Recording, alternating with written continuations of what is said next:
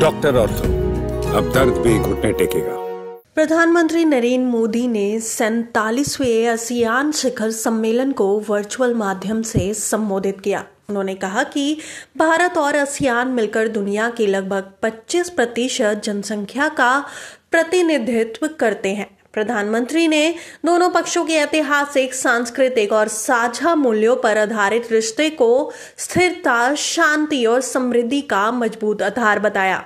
PM Modi ने अपने संबोधन में कहा कि आसियान भारत की एक्ट ईस्ट पॉलिसी का एक प्रमुख स्तंभ है। उन्होंने कहा कि भारत और आसियान के बीच सहयोग न केवल आर्थिक दृष्टि से बल्कि क्षेत्रीय स्थिरता और रणनीतिक साझेदारी के लिए भी बेहद महत्वपूर्ण है। मोदी ने कहा, हमारा संबंध सिर्फ कूटनीति या व्यापार तक सीमित नहीं है, बल्कि ये हमारे साझा इतिहास और सांस्कृतिक रिश्तों से भी गहराई से जुड़ा है। हजारों सालों से भारत और दक्षिण पूर्व एशिया के बीच सांस्कृतिक, धार्मिक और व्यावसायिक आदान प्रदान होता है। प्रधानमंत्री ने कहा कि भारत और आसियान देशों की साझेदारी केवल आर्थिक या रणनीतिक नहीं, बल्कि ग्लोबल साउथ की आवाज और नेतृत्व का प्रतीक है। उन्होंने कहा कि भारत हमेशा अपने आसियान मित्र देशों के साथ हर संकट और आपदा के समय मजबूती से खड़ा रहा है। मोदी ने बताया कि कोरोना महामारी के दौरान भारत ने आसियान देशों को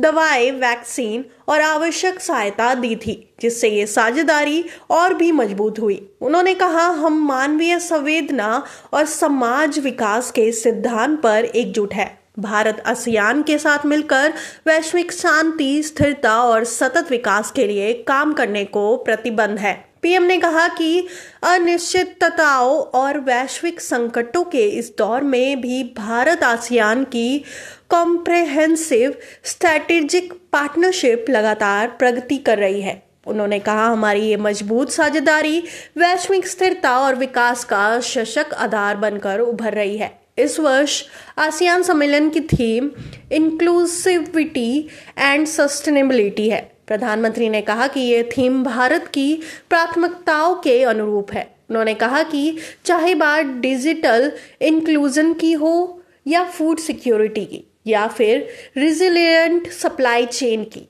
भारत इन सभी क्षेत्रों में आसियान देशों के साथ मिलकर काम करने को पूरी तरह प्रतिबद्ध है। मोदी ने यह भी कहा कि भारत का लक्ष्य है कि क्षेत्र में शांति और आर्थिक सहयोग को बढ़ावा मिले, ताकि इंडो पैसिफिक क्षेत्र में स्थिरता बनी रहे। उन्होंने आसियान देशों को भारत की इंडो पैसिफिक ओशन इनिशिएटिव में भागीदारी के लिए आमंत्रित किया। सम्मेलन की शुरुआत मलेशिया की राजधानी कुआलालंपुर में हुई। उद्घाटन सत्र को संबोधित करते हुए मलेशिया के प्रधानमंत्री अनवर इब्राहिम ने कहा कि मौजूदा समय में दुनिया में संरक्षणवाद और अनिश्चिततावाद बढ़ रही है। उन्होंने कहा कि इस चुनौती से निपटने के लिए सभी देशों को अनुकूलशीलता और सहयोग की आवश्यकता है। उन्होंने कहा, बढ़ता संरक्षणवाद और बदलती सप्लाई चेन हमें याद दिलाती है कि असली लचीलापन अनुकूलनशीलता पर निर्भर करता है।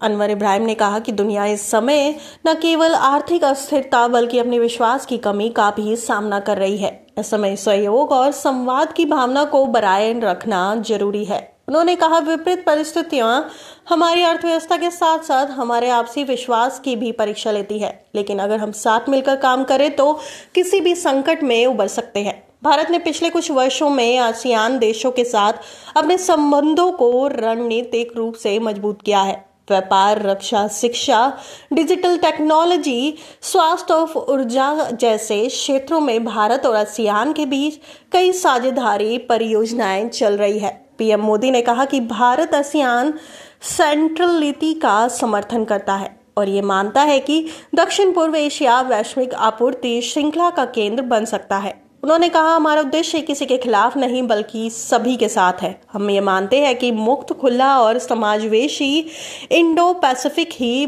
भविष्य की कुंजी है। 47वें आसियान शिखर सम्मेलन में भारत ने एक बार फिर स्पष्ट किया कि उनकी विदेश नीति का केंद्र पूर्व के साथ जुड़ाव है। प्रधानमंत्री के शब्दों में भारत और आसियान सिर्फ साझेदारी नहीं बल्कि ग्लोबल साउथ के सारथी है। भारत ने आसियान देशों के साथ सहयोग को और गहराने का भरोसा जताया है ताकि आने वाले समय में दक्षिण और दक्षिण पूर्व एशिया वैश्विक विकास और स्थिरता का उदाहरण बन सके।